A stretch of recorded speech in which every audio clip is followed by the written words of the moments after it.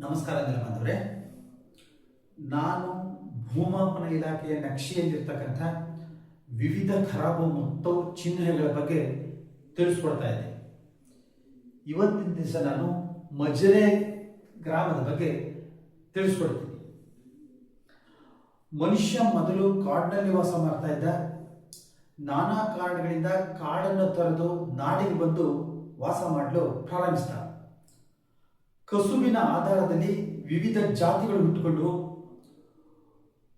ಒಂದೇ ಕಸುಬಿನ ಮತ್ತು ಒಂದೇ ಕೋಮಿನ ಜನರು ಒಟ್ಟಿಗೆ ವಾಸ ಮಾಡ್ತಾ ಇದ್ರು. ಕಾಲಕ್ರಮೇಣ ಒಂದೇ ಕೋಮಿನ ಜನ ಗ್ರಾಮಠಾಣವನ್ನು ತೊರೆದು ಗ್ರಾಮಠಾಣದಿಂದ ಸ್ವಲ್ಪ ದೂರದಲ್ಲಿ ವಾಸ ಮಾಡಲಿಕ್ಕೆ ಪ್ರಾರಂಭ ಮಾಡಿದ್ರು.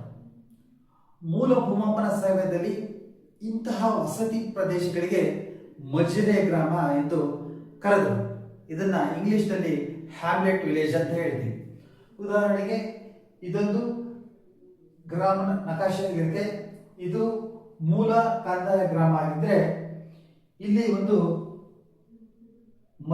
ಮಜರೆ ಇದೆ, ಅದು ಹ್ಯಾಮ್ಲೆಟ್ ಇರುತ್ತೆ, ಪಾಳ್ಯ ಅಂತ ಇದಕ್ಕೆ ಕರೆಯಲಾಗುತ್ತೆ. ಪ್ರಸ್ತುತ ಗ್ರಾಮ ನಕಾಶೆಯಲ್ಲಿ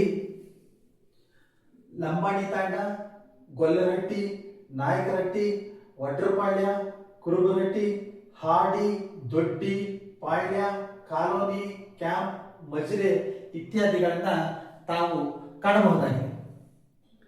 ಇವೆಲ್ಲವೂ ಮೂಲ ಕಂದಾಯ ಗ್ರಾಮದ ಅಧೀನಕ್ಕೆ ಒಳಪಟ್ಟದ್ದೇ. ಅಂದ್ರೆ ಇದು ಮೂಲ ಗ್ರಾಮ ಆದರೆ ಇದರ ಅಧೀನಕ್ಕೆ ಈ ಪಾಳ್ಯನು ಸಹ ಸೇರ್ಕೊಂಡಿರುತ್ತೆ.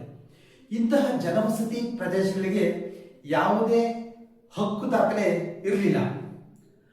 ಸರ್ಕಾರ ಇತ್ತೀಚೆಗೆ ವಿಶೇಷ ಆಂದೋಲನದ ಮೂಲಕ ಎಲ್ಲ ಮಜರೆ ಗ್ರಾಮಗಳನ್ನು ಅಳತೆ ಮಾಡಿಸಿ ಕಂದಾಯ ಗ್ರಾಮಗಳಾಗಿ ಪರಿವರ್ತಿಸಿದ್ದಾರೆ, ಅಥವಾ ಅಸ್ತಿತ್ವದಲ್ಲಿರ್ತಕ್ಕಂಥ ಕಂದಾಯದಕ್ಕೆ ಸೇರ್ಪಡೆಗೊಳಿಸಿ ಆದೇಶವನ್ನ ಮಾಡಿ ಸಂಬಂಧಪಟ್ಟಂತ ಹಕ್ಕು ದಾಖಲೆಗಳನ್ನ ಅಲ್ಲಿಯ ನಿವಾಸಿಗಳಿಗೆ ನೀಡಿರ್ತಾರೆ.